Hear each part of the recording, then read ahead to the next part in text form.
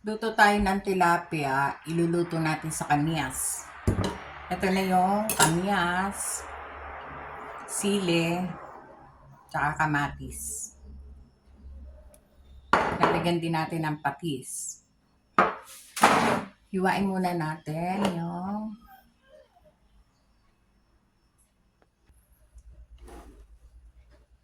lalagay lang natin yung kamyas.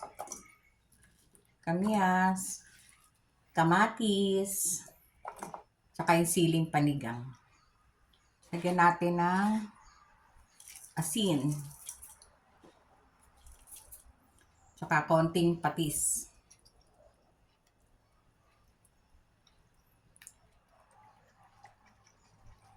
Yan, lagyan lang natin konting tubig. Pakuluan na natin. Luto na yung niluto sa kamyas na tilapia.